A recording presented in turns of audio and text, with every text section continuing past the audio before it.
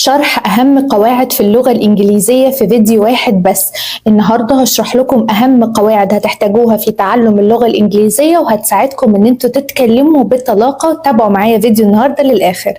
أهلا بيكم في انجلش فلوج جديد مع دعاء، ولو دي أول مرة بتشوفوني فأتمنى إن انت تشترك دلوقتي حالا معايا في قناتي انجلش فلوج وتفعل الجرس كمان يوصلك دروس إنجليزي مناسبة لكل يوم. وتعالوا بينا نبدأ شرح النهاردة.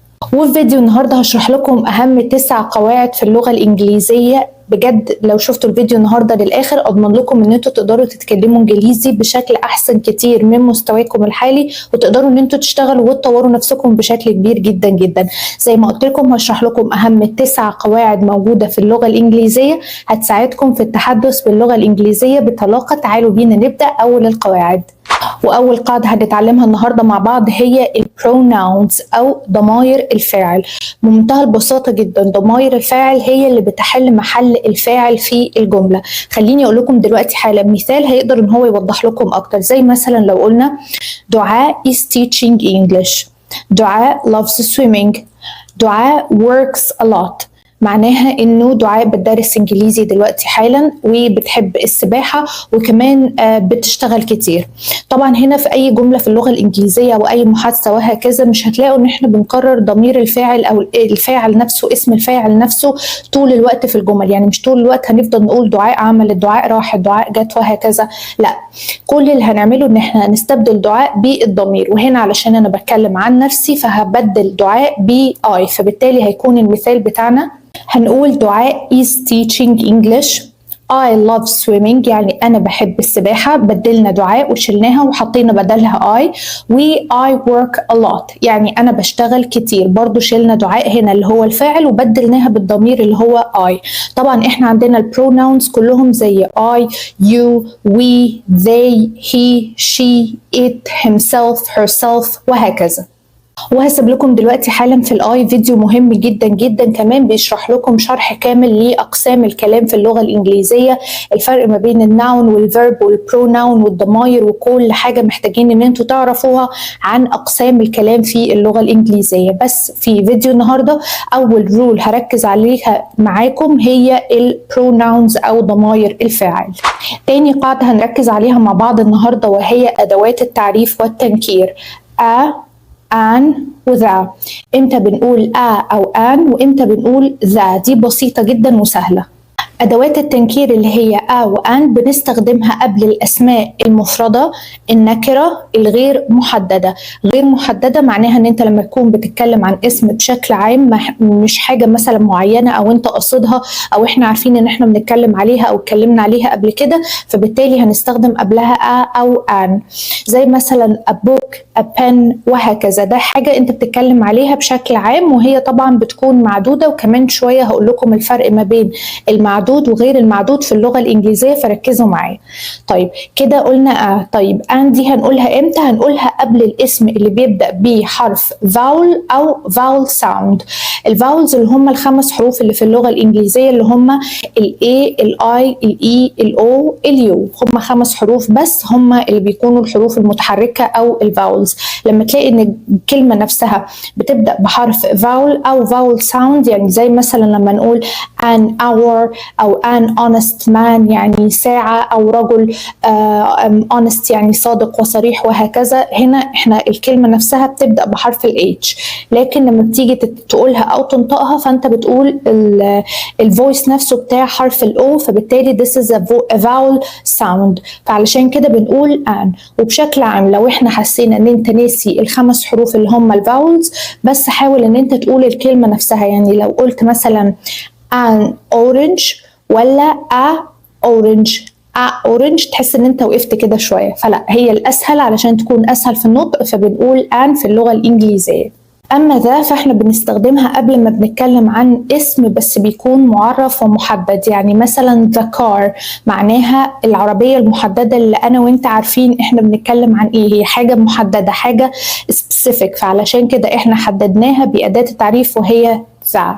انا كمان كنت شرحت لكم فيديو منفصل عن ادوات التعريف والنكره، هحطه لك دلوقتي حالا في الاي لو حابب ان انت تشوف شرح تفصيلي كمان اكتر للموضوع وتفهمه اكتر من كده.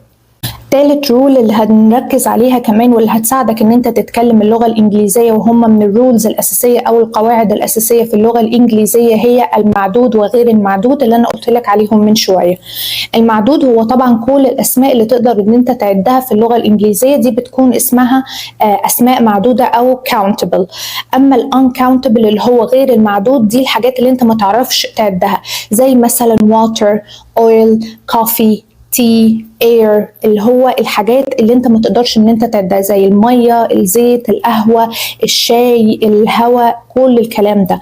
وعلشان نيجي نعرفها او نحدد عدد معين مثلا قبل الكلمة الغير المعدودة، زي مثلا لما نقول a lot of water يعني مية كتيرة، او مثلا spoon of sugar، a spoon of sugar اللي هي معلقة سكر، وهكذا. بتحاول ان انت تعدها بحاجة يمكن عدها، يعني انت تقدر تعد مثلا كلمة spoon اللي هي المعلقة، فبالتالي احنا نقدر نعد بيها مقدار السكر اللي احنا هنستخدمه وهكذا. فباختصار شديد جدا احنا هنا بنفرق ما بين الكاونتبلز والuncountable. الرول رقم 4 أو القاعدة رقم 4 وهي prepositions أو حروف الجر، زي من، إلى، على في اللغة العربية وهكذا. النهاردة هنركز كمان على in, on و at. in, on, at هي حروف الجر المستخدمة لتحديد الوقت في اللغة الإنجليزية. احفظوها كده معايا. in, on, at بنستخدمها مع شهور، أيام، ساعات. احفظوها كده كأنها أغنية. in, on, at شهور، أيام، ساعات. يعني إيه؟ يعني in بتيجي قبل الشهور، on بتيجي قبل الأيام، at بتيجي قبل الساعات. زي مثلا لو قلنا I will meet you tomorrow at 4 p.m. at 4 p.m. يبقى هنا قلنا at قبل الساعات. أو I have work on Sundays. I have work on Sundays يعني أنا أيام الحد بيكون عندي شغل، وهكذا. والقاعدة رقم 5 وهي الادجectives والادverbs، ألا وهما الصفات والأحوال في اللغة الإنجليزية. احفظوها كده معايا، بسيطة جدا جدا. الصفات الادجectives بتصف الاسم، أما الادverb اللي هو الحال فهو بيصف الفعل. وعادة الادverb بيجي على شكل الصفة آخرها حرف ly. ly مع الصفة دي بتعمل الحال. خليني أقول لكم أمثلة وأوضح لكم أكتر.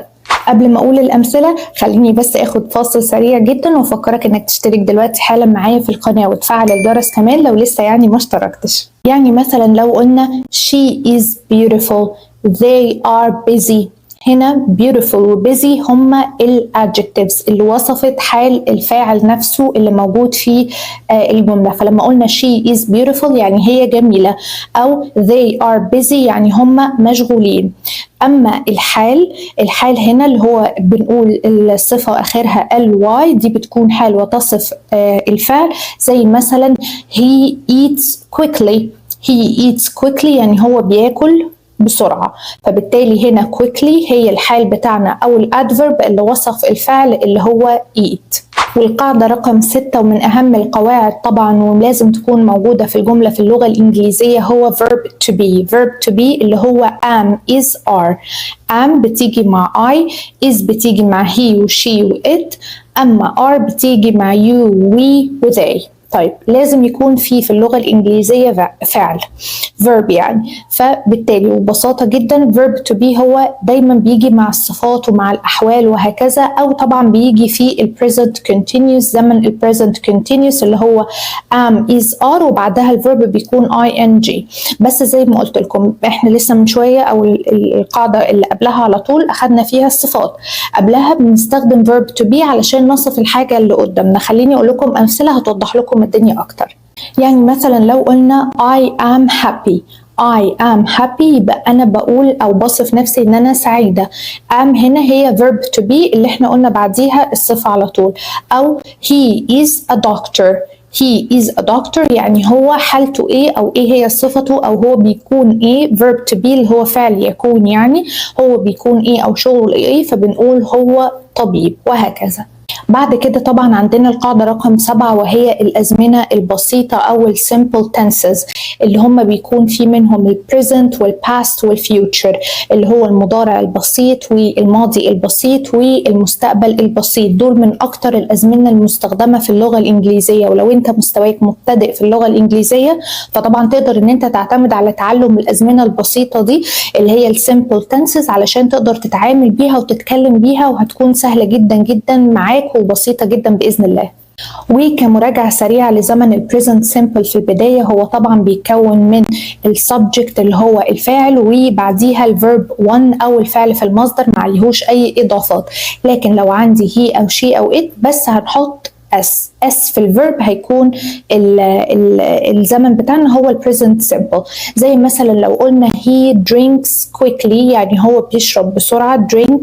drinks قلنا اس اهو علشان عندنا الضمير اللي هو he، ده تكوين مظبوط جدا في زمن البريزنت سيمبل. وقلنا he drinks quickly لان دي عادة عنده او habit او fact كمان حقيقة، يعني لما تكون بنتكلم عن عادة او حقيقة هي بتحصل على طول فبالتالي بنستخدم زمن البريزنت سيمبل.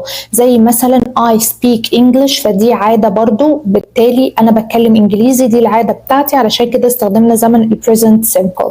وتاني زمن اللي هو الباست سيمبل او الماضي البسيط، فهو تكوينه سهل جدا جدا، بيتكون من السبجكت معاها الفيرب اخره ed اللي هو في الماضي.